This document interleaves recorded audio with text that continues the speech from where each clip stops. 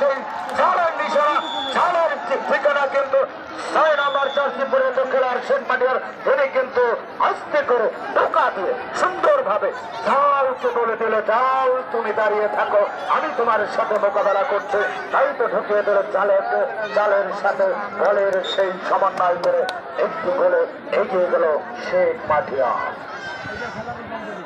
প্রথমার্ধের খেলা কিন্তু চলছে।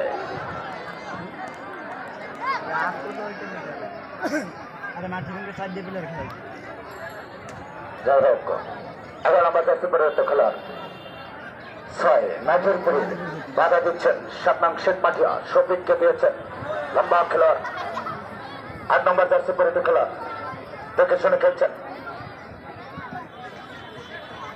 ইতিমধ্যেই কিন্তু বলতে না বলতে শেখ মাটিয়া একটি গোল কিন্তু তারা করে দিয়েছেন তাদের দলকে 1 গোলে এগিয়ে নিয়ে গেছেন।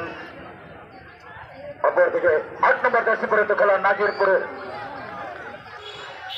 দেখে শুনে খেলছেন শেখ মাটিয়ার পায় বল কাকে দেবেন ভাবছেন না নাজিরপুরের 8 নম্বর জার্সি পরিণত খেলোয়াড় লম্বা করে বাড়িয়ে দিয়েছেন শফিকের কাছে।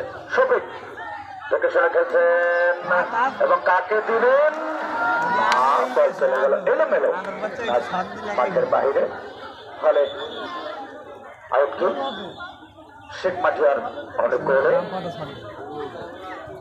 অগণিত দর্শক ক্রীড়াপ্রেমিক আপনাদেরকে জানাচ্ছে জাতির জনক বঙ্গবন্ধু গোল্ড কাপ 2024 অনূর্ধ্ব 17 নাজিরপুর শেখ রাসেল মিনি স্টেডিয়াম থেকে খেলা চলছে। আন্তর্জাতিক ফুটবল টুর্নামেন্টের চূড়ান্ত এবং ফাইনাল শেখ মাটিয়া এবং নাজিরপুর। ইতিমধ্যেই শেখ মাটিয়া 1 গোলে এগিয়ে রয়েছে।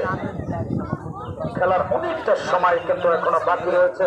শেষ বাঁশি না বাজা পর্যন্ত সিদ্ধান্ত কিছুই যাচ্ছে না। যাই হোক শেখ মাটিয়ার গোলরক্ষক প্রস্তুত থাকার কারণে বলটিকে তার গ্লোভসে নিয়ে নেন লম্বা করে বাড়িয়ে দিয়েছেন।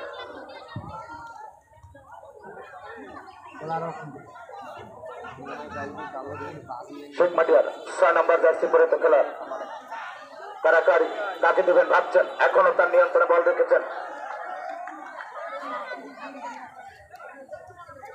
শুনে খেলছেন নাজিরপুর 11 নম্বর জার্সি পরিণত খেলার লম্বা করে বাড়িয়ে দিয়েছে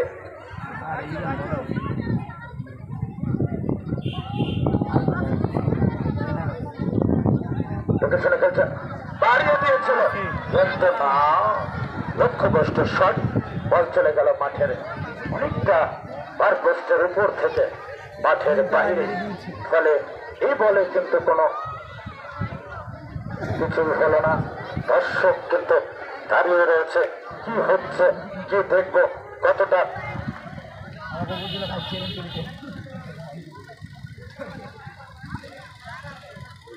সবাই কিছু বলো।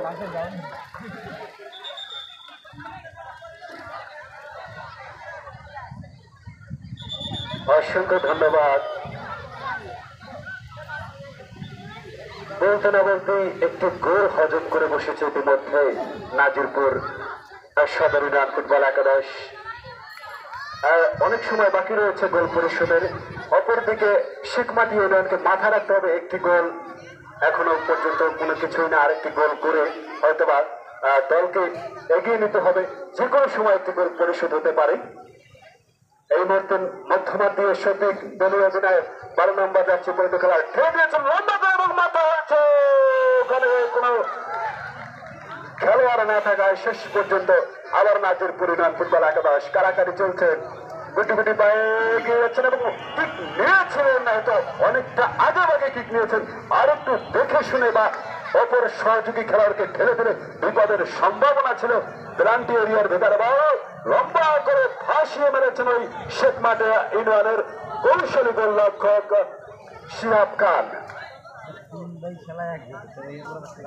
আবার নাজিরপুর মাঠের পূর্ব প্রান্ত থেকে আক্রমণ শুনিয়েছেন। দেখা যাক এখনো নির্যাতিত বল রেখেছেন। শেষ পর্যন্ত বল ধরে রাখতে পারেনি এবং রেফারির বাঁশি হয়েছে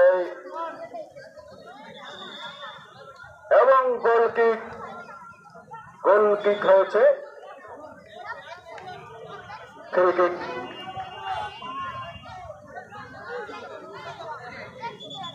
নিষেধ মাটি আইন ফুটবল একাদশের পক্ষে